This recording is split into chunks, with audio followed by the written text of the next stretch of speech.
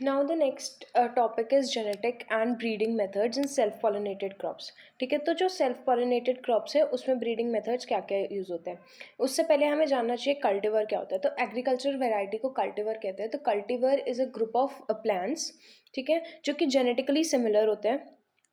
उनके फीचर्स और परफॉर्मेंस अलग की जा सकती है दूसरे group of genetically similar plant से। कूल। तो इसको कहते हैं एग्रीकल्चर वेराइटी या कल्टीवर। और इसके दो एसेंशियल कैरेक्टरिस्टिक्स होते हैं, एक तो होता है आइडेंटिटी और दूसरा होता है रिप्रोड्यूसिबिलिटी। आइडेंटिटी का मतलब ये हो गया कि हम उसे आइडेंटिफाई कर पा रहे हैं, ठीक है। और रिप्रोड्यूसिबिलिटी का मतलब ये हो गया कि जो भी कैरेक्टर्स है उसके वो नेक्स्ट जनरेशन में उसकी प्रोजेनी में ट्रांसफर हो रहे हैं। कूल।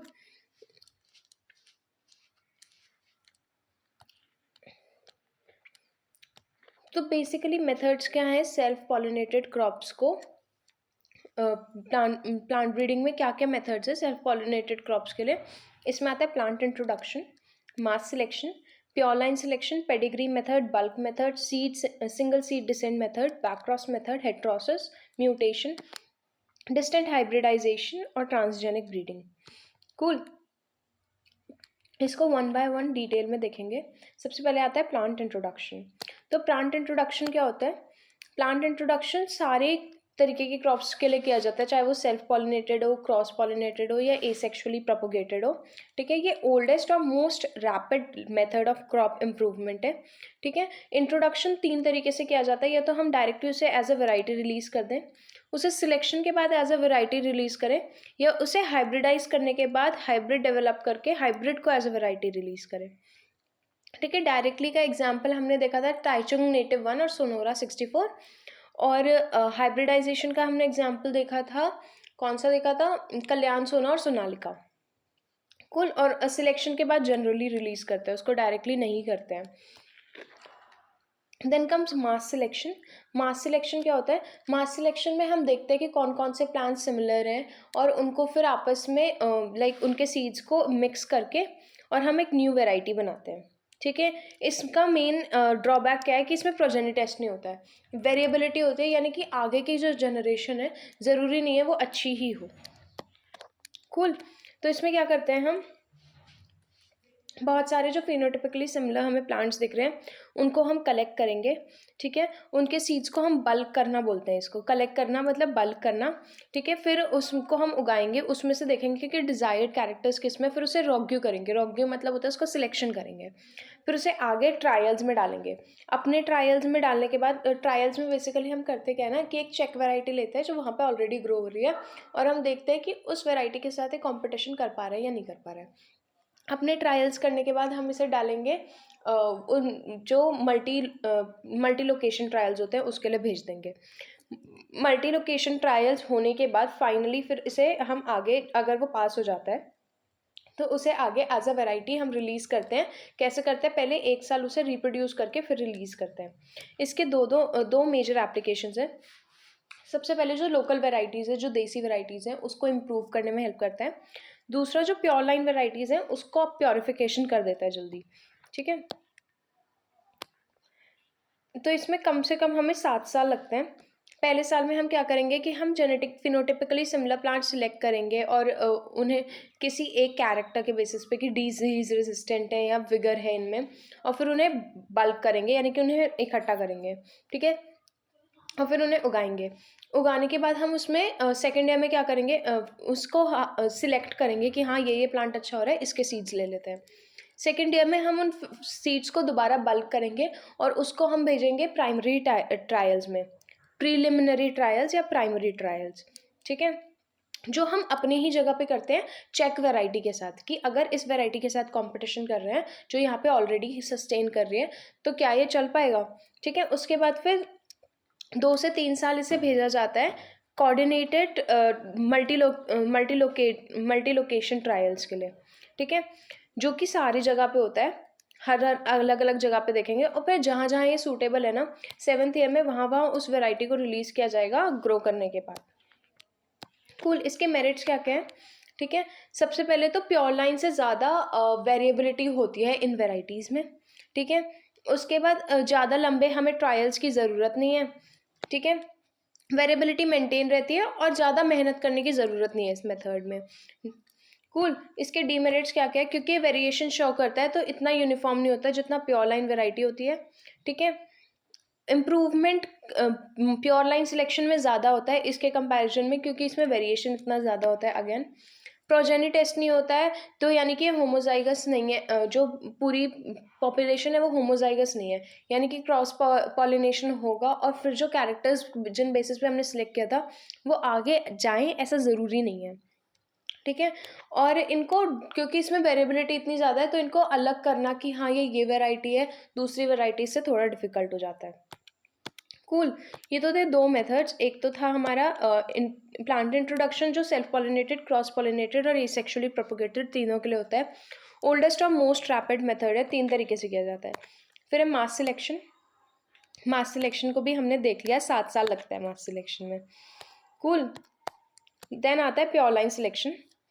प्योर लाइन सिलेक्शन में हम क्या करते हैं कि बेसिकली जैसे हमने मास सिलेक्शन में बोला था ना कि इसमें वेरिएबिलिटी होती है, यहाँ पे हम क्या करते हैं, हम ये कोशिश करते हैं कि जेनेटिक वेरिएबिलिटी बिल्कुल भी ना हो। लेकिन प्योर लाइन सिलेक्शन को करने से पहले हमें पता होना चाहिए प्योर लाइन होता क्या है। तो प्योर लाइन होता क्या है ये एक्सप्लेन करती है प्योर लाइन थ्योरी। ठीक है। प्योर लाइन थ्योरी के हिसाब से एक प्योर लाइन जो है वो प्रोजेनी है सिंगल होमोजाइगस प्लांट की सेल्फ पॉलिनेटेड स्पीशीज की, यानी कि जो सेल्फ पॉलिनेटेड स्पीशीज है उसके एक प्लांट की, सिर्फ एक होमोजाइगस प्लांट की जो पूरी प्रोजेनी है उसको एक प्योर लाइन बोलते हैं। ठीक है। इनका जीनोटाइप सेम होता है, उसमें जो भी वेरिएशन होता है ना वो हेरिटेबल नहीं होता है।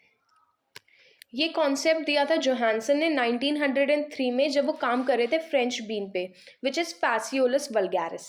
इन्होंने क्या किया था ना, इन्होंने वैरायटी ली थी एक, उसमें उन्होंने क्या किया कि जो बोर्ड सीड्स थे और जो छोटे सीड्स थे वो सेपरेट किए, और उन्होंने ये देखा कि जो बड़े सीड्स हैं अगर मैं उनको अलग करके बड़े सीड्स में बनाऊँ ना तो वो बड़े ही सीड्स दे रहे हैं, और जो छोटे सीड्स हैं अगर मैं उनको अलग करके उगाऊँ तो छोटे ही सीड्स दे रहे हैं। ठीक है। फिर उन्होंने क्या किया, उसमें से जो लार्जेस्ट सीड्स हैं वो अलग किए और जो स्मॉलेस्ट सीड्स हैं वो अलग किए।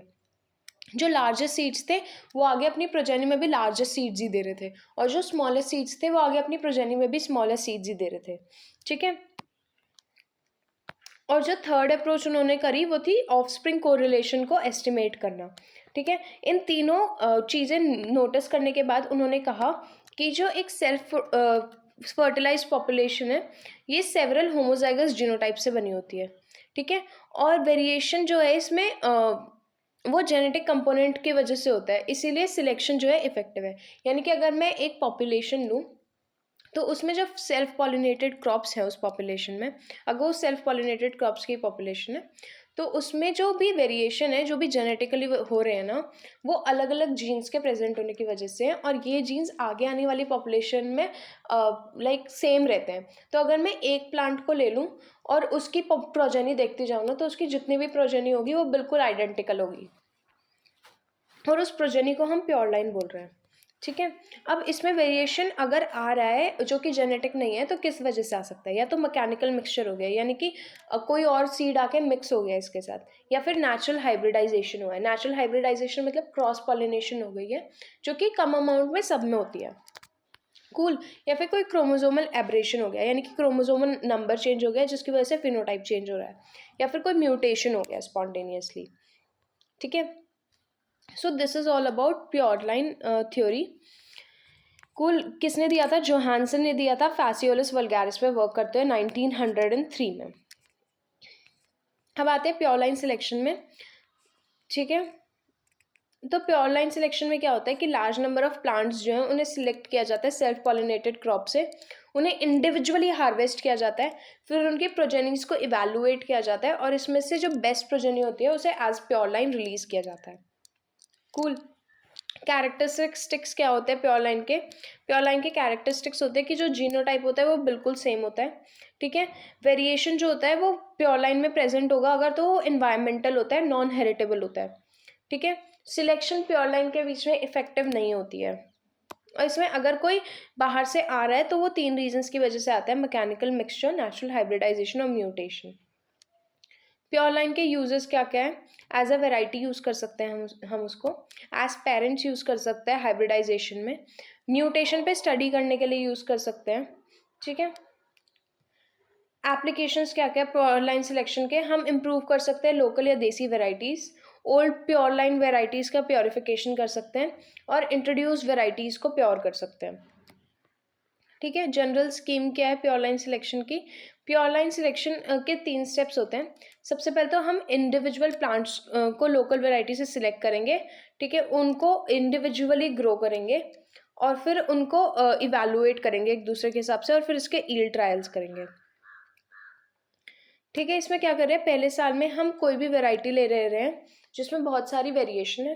उसके बाद हम क्या कर रहे हैं, हम उस वैरायटी में सिलेक्ट कर रहे हैं एक प्लांट को। ठीक है, और एक प्लांट से जितने भी सीड्स निकल रहे हैं ना, उसको एक रो में ग्रो कर रहे हैं। फिर हम उन रोज को आपस में सेकेंड ईयर में, और फिर हम उन रोज को आपस में इवेलुएट कर रहे हैं कि कौन सा वाला जो है वो बेटर है। ठीक है, जो हमने इसमें सिलेक्ट किए वो हमने प्राइमरी ईल्ड ट्रायल में भेजे चेक्स के साथ। चेक्स क्या होती है, वो वेराइटीज जो है ऑलरेडी ग्रो कर रही हैं। हमने देखा प्रीलिमिनरी या प्राइमरी ईल्ड ट्रायल में कि इसमें फिर हमने सिलेक्शन किया कि हाँ ये वाली वैरायटी के प्लांट्स अच्छे हैं, ये वाली मतलब इस प्लांट की जो प्रोजेनी है वो अच्छी है। ठीक है, फिर हमने इसमें से एक सिलेक्ट किया और उसे मल्टी लोकेशन ट्रायल्स में, ईल्ड ट्रायल्स में भेजा। जहाँ पे ये सूटेबल रही, वहाँ पे 7th ईयर में हमने इसे प्रोपोगेट किया और वहाँ बेचना स्टार्ट कर दिया। कूल।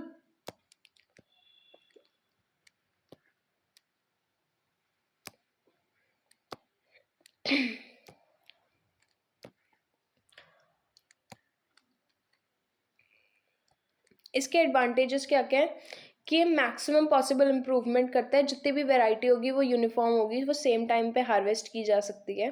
ठीक है, और सीड सर्टिफिकेशन प्रोग्राम में आइडेंटिफिकेशन काफ़ी इजी होता है।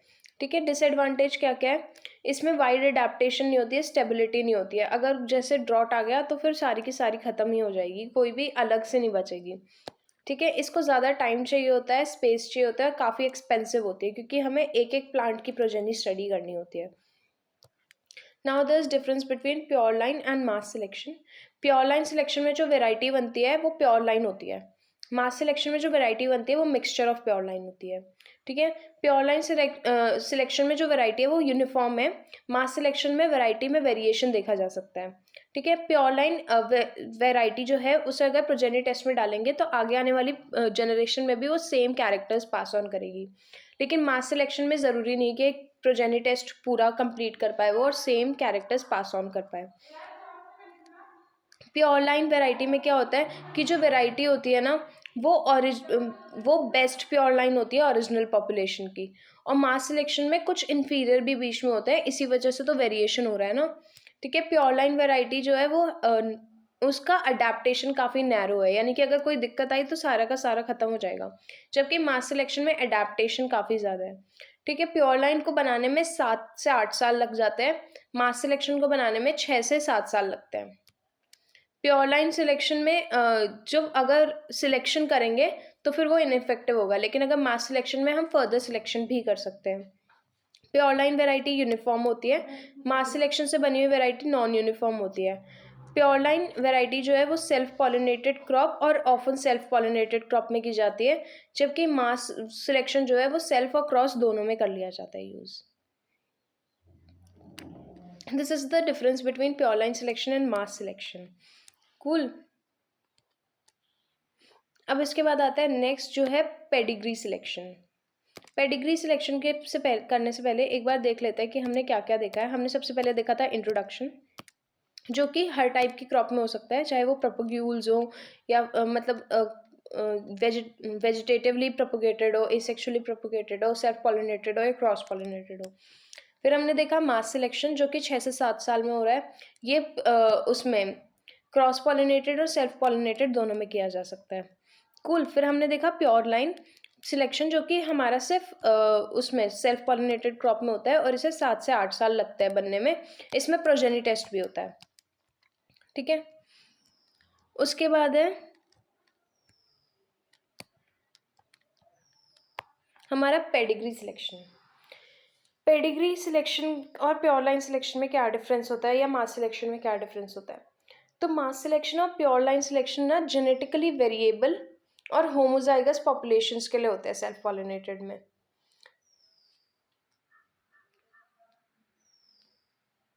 यानी कि उन क्रॉप्स के लिए होता है जो कि जेनेटिकली वेरिएबल है और होमोजाइगस पॉपुलेशन है, हम उसमें से सिर्फ सिलेक्शन कर रहे हैं, हम कोई नई चीज़ उसमें डाल नहीं रहे हैं, ठीक है। पेडिग्री मेथड में क्या होता है, पेडिग्री जो कि अब क्या हम जो अब तीन तरीके पढ़ेंगे, पेडिग्री मेथड और बल्क मेथड और मास बैक्रॉस मेथड, वो सेग्रीगेटिंग पॉपुलेशन में भी होगा। यानी कि जो पहले के मास सिलेक्शन और प्योर लाइन सिलेक्शन थे ना, वो तब पॉसिबल है जब होमोलोगस एलील्स प्रेजेंट हो एक जीन में।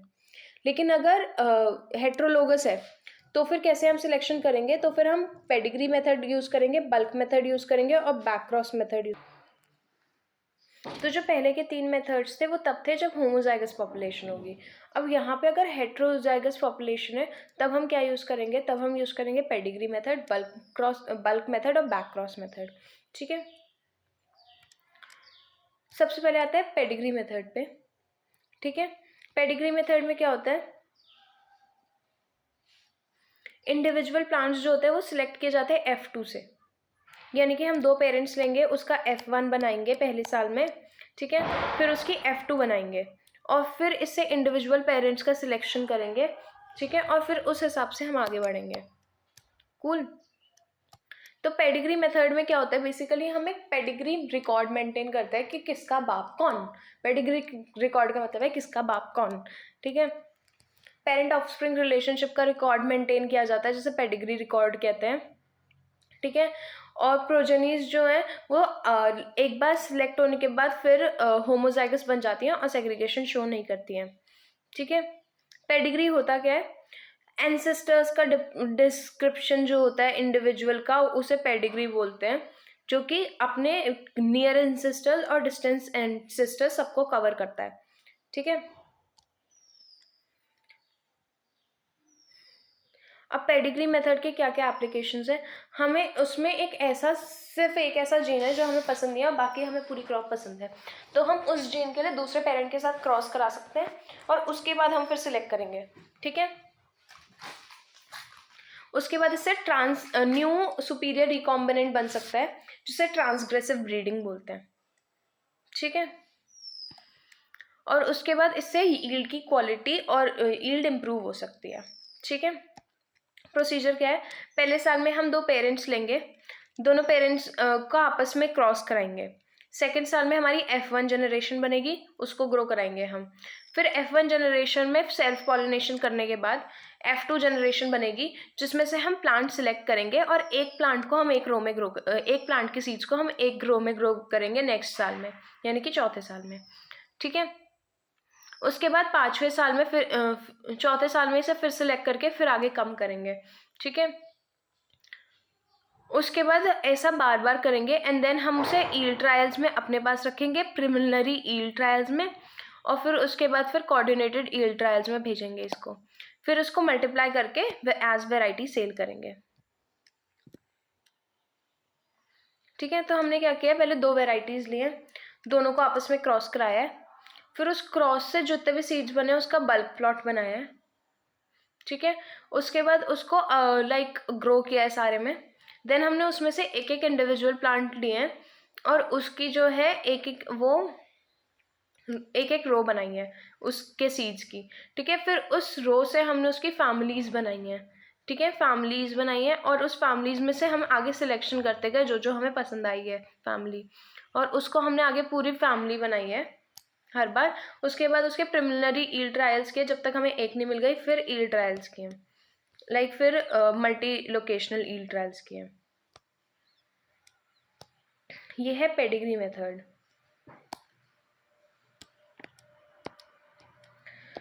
तो अभी तक जो बताया है वो फिर से मैं एक बार बताती हूँ।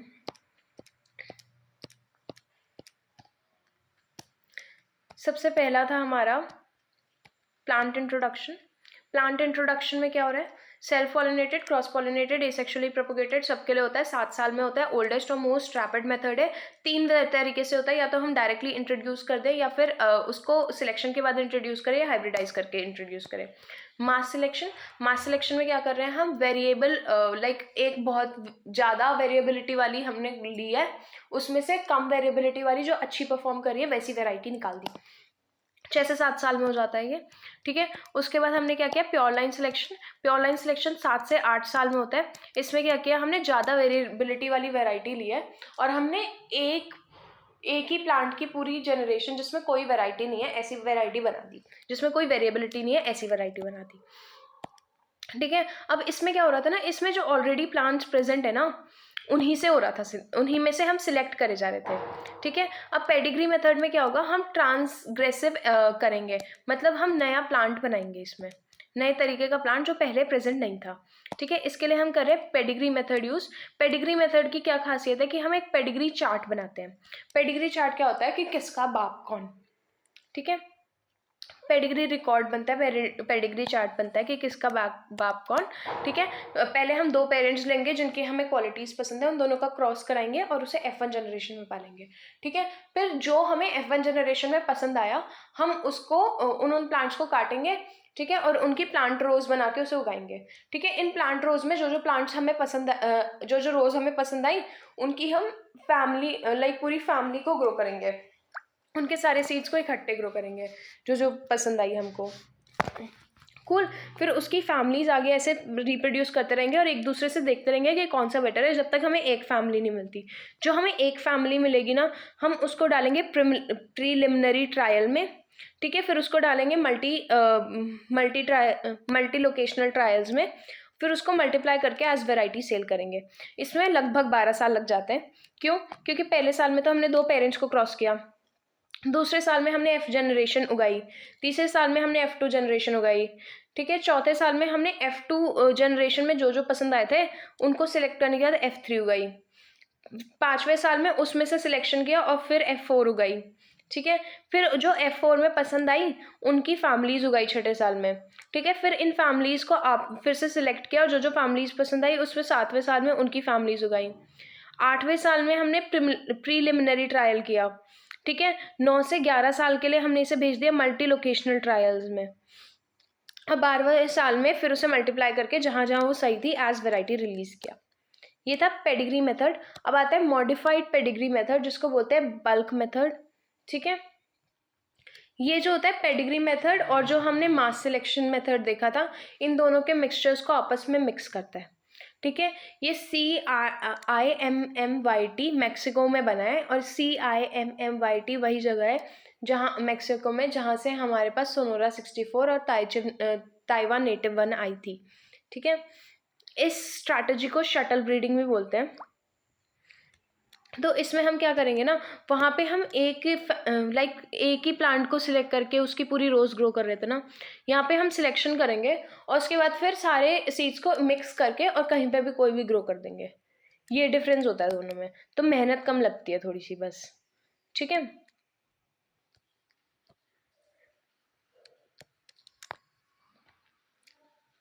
इसमें हमने 2 पेरेंट्स लिए, पेरेंट ए पेरेंट बी, इन दोनों के क्रॉस से F1 बनाई जो कि हमने दूसरे साल में उगाई।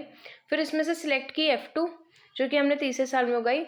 F2 में जो हमें सीड्स पसंद आए उन सबको सिलेक्ट करने के बाद उन सारे प्लांट्स के सीड्स को मिक्स कर दिया, ठीक है। तो हम इसमें रिकॉर्ड मेंटेन नहीं कर रहे हैं बेसिकली कि किसका बाप कौन, हम मिक्स कर दे रहे हैं डायरेक्टली।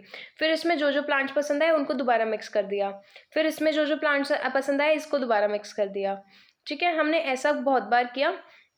उसके बाद हमें जब हो गया ऐसा 4-5 बार तब हमने इसको प्रीलिमिनरी ट्रायल्स में डाला। प्रीलिमिनरी ट्रायल्स के बाद हमने इसे मल्टीलोक्यूलर ट्रायल्स में डाला, ठीक है।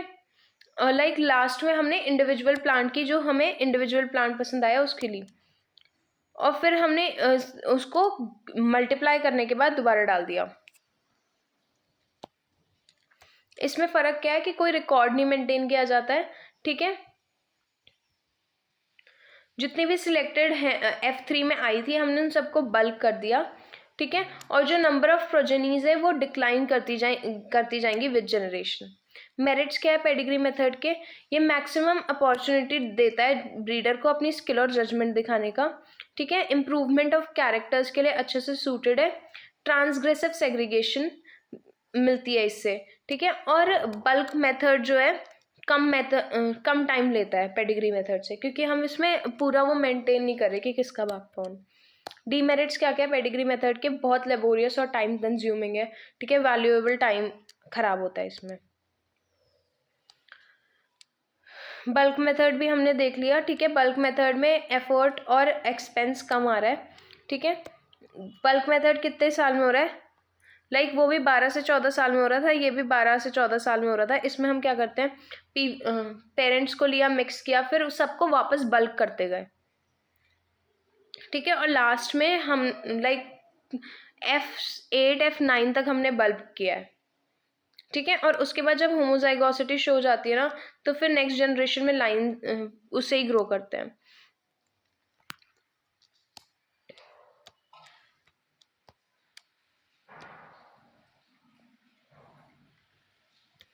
बल्क मेथड के मेरिट्स क्या क्या है, सिंपल है, कन्वीनियंट है, लेस एक्सपेंसिव है, ठीक है। नेचुरल सिलेक्शन, अपने नेचुरल सिलेक्शन होने देता है, ठीक है। और ट्रांसग्रेसिव सेग्रीगेंट्स मिलने के चांसेस ज़्यादा होते हैं, अडेप्टेबल ज़्यादा है, पेडिग्री रिकॉर्ड्स मेंटेन नहीं करने पड़ते हैं। डीमेरिट्स क्या क्या है बल्क मेथड के, कि मेहनत कम लग रही है लेकिन टाइम और ज़्यादा लग रहा है, वहाँ पे फिर भी 12-13 साल में हो जा रहा था, यहाँ 13-14 साल लग रहे हैं। कोई भी इन्फॉर्मेशन नहीं मिलती है हमको कि इसका बाप कौन है, ठीक है। नेचुरल सिलेक्शन जो है वो अनडिजायरेबल ट्रेट को भी हेल्प कर सकती है, क्योंकि यहाँ पे हम बिल्कुल ये हो जाते हैं कि नेचुरल सिलेक्शन सब कुछ करेगा, हम बस मिक्स कर देते हैं, जो जो अच्छे हुए हम उसे सिलेक्ट करके आगे डाल देते हैं। कूल, ये सारे हो गए हमारे, है ना। अब आता है single seed descent method. As the name suggest, single seed descent method में जो भी हम वैरायटी डेवलप करेंगे वो एक सीड से बनी हुई होगी पहले, ठीक है। मैक्सिमम पॉसिबल स्पीड होती है इसमें, बहुत कम स्पेस, एफर्ट और लेबर लगती है, ठीक है। और बेस्ट यूज़ होता है ग्रीन हाउस का और ऑफ सीजन नर्सरी का। जैसे उसमें हम क्या कर रहे थे ना, जो हमें प्लांट सिलेक्ट कर रहे थे उसके हम सारे सीड्स ले ले रहे थे। इसमें क्या करेंगे, जो भी हम प्लांट सिलेक्ट कर रहे हैं उसका सिर्फ एक सीड लेंगे, तो इससे जो नेक्स्ट जनरेशन में उगाने वाले प्लांट्स होंगे वो कम हो जाएंगे ना।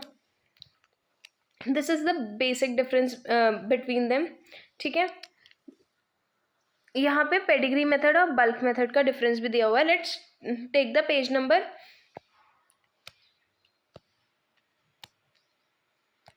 ठीक है। तो जो सिंगल सीड डिसेंट मेथड है ना वो बेसिकली सेम ही होता है, बट द थिंग इज वहाँ पे हम जो भी प्लांट हम सिलेक्ट कर रहे थे उसके सारे सीड्स ले रहे थे, यहाँ सिर्फ एक सीड लेंगे, फिर उसकी बल्किंग करेंगे एंड ऑल दैट। बाकी प्रोसीजर बिल्कुल सेम है। नाउ कम्स की पेडिग्री मेथड और बल्क मेथड में डिफरेंस क्या होता है, ठीक है। तो पेडिग्री मेथड जो है सबसे ज़्यादा यूज़ किया जाने वाला ब्रीडिंग मेथड है, ठीक है। इसमें आर्टिफिशियल सिलेक्शन होता है। और बल्क मेथड क्या है, बल्क मेथड सिर्फ कुछ लिमिटेड एक्सटेंट तक यूज़ होता है, ठीक है। उसके बाद क्या होता है, इसमें नेचुरल सिलेक्शन होता है। पेडिग्री मेथड 12 से 13 साल लेता है, बल्क मेथड 15 साल तक जाता है, ठीक है। उसके बाद पेडिग्री मेथड में ब्रीडर को काफ़ी ज़्यादा अटेंशन देनी पड़ती है, बल्क मेथड काफ़ी सिंपल है और ज़्यादा अटेंशन की से ज़रूरत नहीं होती है, ठीक है। पेडिग्री मेथड में individual plants are selected in F2 and subsequent generations and individual progenies are grown, individual progenies use होती है।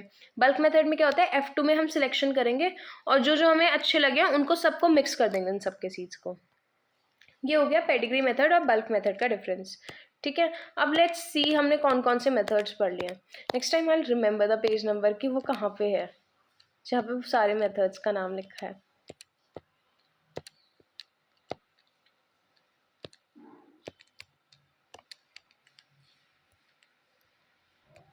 कूल, हमने प्लांट इंट्रोडक्शन पढ़ लिया।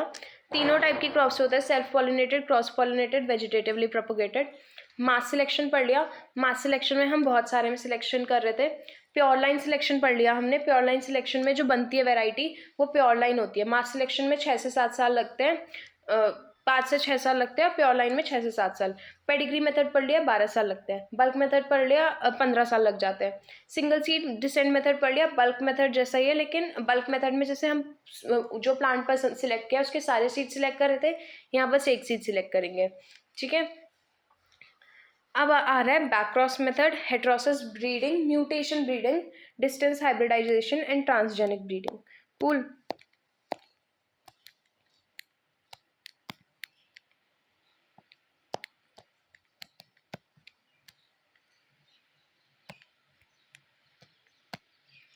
बैकक्रॉस मेथड पे आते हैं। बैकक्रॉस मेथड में क्या करेंगे ना,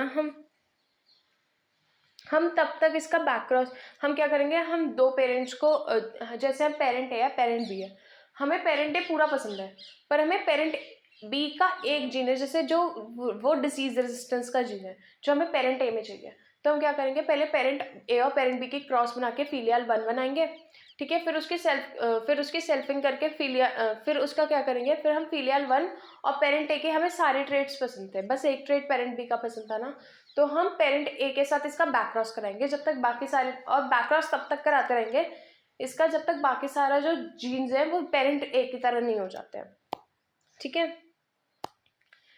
एक सूटेबल रिकरेंट पेरेंट हमें इसमें मेंटेन करना पड़ता है, एक सूटेबल डोनर पेरेंट हमें स्टार्टिंग में चाहिए होता है, ठीक है।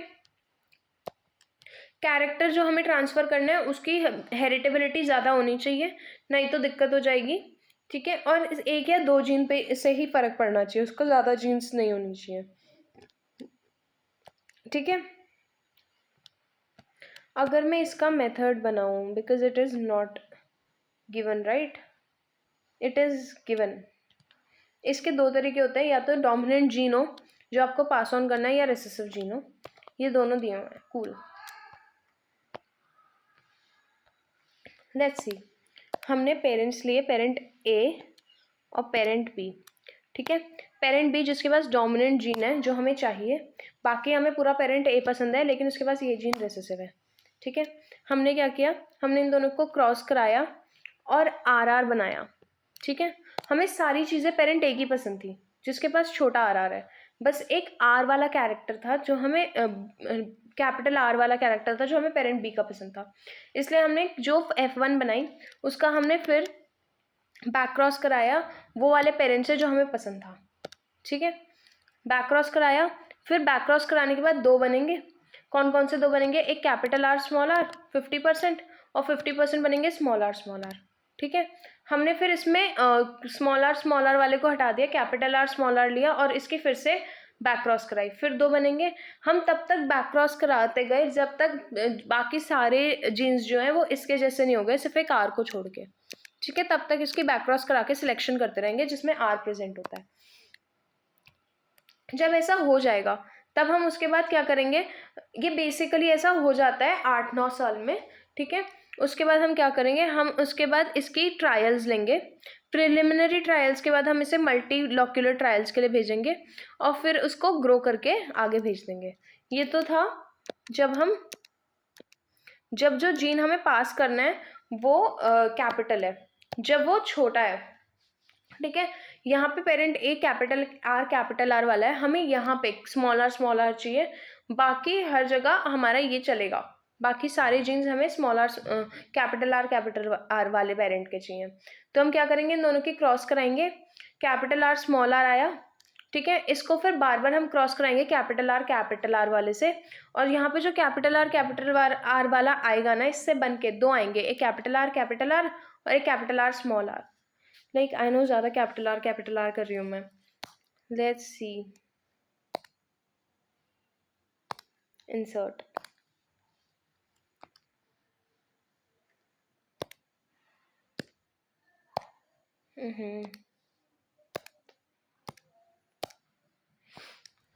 लेट्स सी इट नाउ, ठीक है। एनोटेट, दो केसेस हैं, ठीक है। एक तो ये है कि हमें सारे कैरेक्टर्स इस पेरेंट के पसंद है, इसके पास हर चीज़ अच्छी है, लेकिन इसके पास क्या है ना, स्मॉल आर है, ठीक है। यहाँ पे मुझे सिर्फ एक जीन में चेंज करना है, कैपिटल आर स्मॉल आर, ठीक है। मैंने इन दोनों पेरेंट्स के आपस में क्रॉसिंग कराई, कैपिटल आर स्मॉल आर आया, ठीक है। इसकी फिर मैंने इसके साथ बैक क्रॉस कराई, ठीक है। यहाँ पे दो बनेंगे, small R capital R small R, ठीक है। अब मुझे कैपिटल आर वाला जीन चाहिए, मैंने इसको काटा, ठीक है। मैं इसके साथ इसकी बैक क्रॉस अब तब तक कराती रहूँगी और स्मॉल आर को तब तक काटती रहूँगी जब तक कैपिटल आर और के अलावा जितने भी जीन्स हैं इसके पास वो सारे स्मॉल आर वाले नहीं आ जाते। 8-9 साल में ऐसा हो जाएगा, उसके बाद फिर मैं प्रीलिमिनरी ट्रायल्स में भेजूंगी, फिर 3-4 साल के लिए मैं इसे मल्टी लोकेशनल ट्रायल्स के लिए भेजूंगी, फिर लास्ट ईयर में इसको रिप्रोड्यूस करके और वो हो जाएगा, ठीक है। अब दूसरा केस है कि जो मेरे पास पेरेंट है, जो मुझे पेरेंट पसंद है, वो कैपिटल आर वाला है, लेकिन ये वाला ससेप्टेबल है किसी डिसीज़ के लिए। और जो मुझे इसलिए इसमें स्मॉल आर चाहिए, तो मैं क्या करूँगी, इन दोनों की क्रॉसिंग कराऊंगी, ठीक है। और उसके बाद मैं क्या करूँगी, मैं इसको कैपिटल आर वाले से बैक क्रॉस कराती रहूँगी, ठीक है। फिर इसमें कैपिटल आर और आर,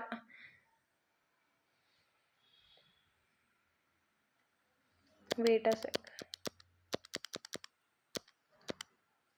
यहाँ पे जो डोमिनेंट वाला है वो मेरा पेरेंट है, रिकरेंट पेरेंट है, और जो छोटा वाला है वो नॉन रिकरेंट पेरेंट है।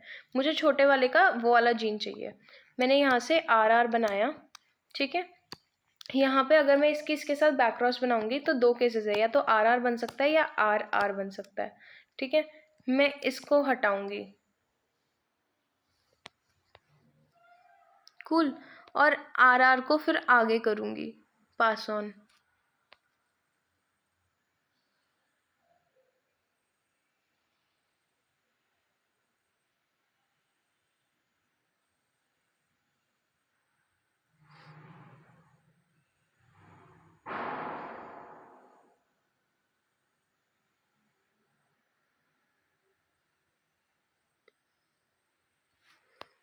आर को मैंने आगे पास ऑन किया। देन मैं इसके साथ तब तक कराती रहूंगी जब तक इसके सारे ट्रेड्स आर वाले नहीं हो जाते एक्सेप्ट ये, और तब तक इसको काटती रहूंगी। देन लास्ट में मैं इसकी सेल्फिंग कराऊंगी, तब मेरे को मिलेगा आर और आर।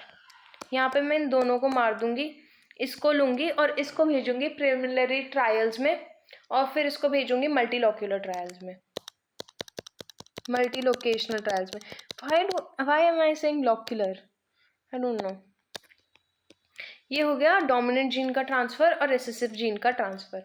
मेरिट्स क्या क्या है बैक क्रॉसिंग मेथड के, कि हमें अगर कोई ऐसा जीन है जो दूसरी वैरायटी में प्रेजेंट है, वो बाकी सारी चीज़ें हमारी वैरायटी की बहुत अच्छी हैं, हमें वो जीन ट्रांसफ़र करना है, तो हम उस जीन को ट्रांसफ़र करके अच्छा जीन बना सकते हैं, मतलब अच्छी वैरायटी बना सकते हैं, ठीक है। डीमेरिट्स क्या क्या है कि जनरली जो वैरायटी बनती है वो सुपीरियर नहीं होती है रिकरेंट पेरेंट से, ठीक है। बाकी सिर्फ एक कैरेक्टर में सुपीरियर होती है, बाकी सारे कैरेक्टर्स रिकरेंट वाले पेरेंट के ही होते हैं, ठीक है। अनडिजायरेबल जीन्स ऐसा हो सकता है कि क्लोजली लिंक्ड हो उन जीन से जो कि हमें वैरायटी में चाहिए, ठीक है। तो लाइक एक जीन के साथ बहुत सारे जीन्स रह सकते हैं उसके साथ, ठीक है। देन काफ़ी टाइम टेकिंग और कॉस्टली होता है, क्योंकि हर बार हमें रोग्यू करना पड़ेगा, यानी कि सिलेक्शन करना पड़ेगा हमें जो चाहिए, ठीक है। ये हो गया। अब मल्टी लाइन का कॉन्सेप्ट क्या है कि जब बहुत सारी प्योर लाइंस आपस में मिल जाती हैं जिनका लाइक फिनोटाइप सेम होता है, तो उसको मल्टी लाइन बोलते हैं, ठीक है। जिस टाइप की हम वेराइटीज मास सिलेक्शन में बना रहे थे वो मल्टी लाइन है, ठीक है। Multi line varieties are a mixture of several pure line varieties of similar height, flowering, maturity days, seed color, agronomic characters, each of which has a different gene for resistance of a given disease। सिर्फ disease का जो resistance है उसके लिए अलग अलग gene होंगे, बाकी सारी चीज़ें सेम होती है मल्टी लाइन में, ठीक है। ये कॉन्सेप्ट दिया था जेनसन ने। ये नियरली आइसोजेनिक लाइंस होती हैं, लेकिन इनमें जो रेजिस्टेंस होता है ना अपने अपने अलग अलग पैथोजेंस के लिए होता है, दैट इज द डिफरेंस, ठीक है। कैरेक्टरिस्टिक्स क्या क्या है एक गुड मल्टी लाइन के, कि उसमें genetic diversity, vertical resistance genes, मतलब जो डिसीज होता है उसके लिए अलग अलग पैथोजेंस के लिए उसके पास रेजिस्टेंस अलग अलग प्लांट्स में होती है, ठीक है। ईल्ड एडवांटेज होना चाहिए थोड़ा सा। हमारे पास 4 मल्टीलाइन वेराइटीज़ हैं, कल्याण, सोना, सोनालिका, रिकरेंट पेरेंट, ठीक है। ये सब हैं हमारे पास, कूल। अब यहाँ पे हमारा ख़त्म हो जाता है कि जो हमारा सेल्फ पॉलिनेटेड क्रॉप्स थी ना, इसके बाद हमारा आता है हार्डी वीनबर्ग्स लॉ और cross pollinated crops. Like Hardy Weinberg's law मैं यहाँ पे भी कवर कर सकती हूँ, बट द थिंग इज कि वो थोड़ा सा क्रॉस पॉलिनेटेड क्रॉप्स के साथ रिलेटेड है, तो आई गेस उसी की वीडियो में होना चाहिए। और cross pollinated is actually very lengthy, but ठीक है, लेट्स डील विद इट फटाफट। अभी इसमें इतना ही पढ़ लेते हैं। In India 4 multiline varieties of wheat have been released, Kalyan Sona and Sonalika are one of the most popular varieties of the wheat used as recurrent parents. ठीक है, और वेराइटी KSML3 जो है वो consist of 8 lines having rust resistant jeans.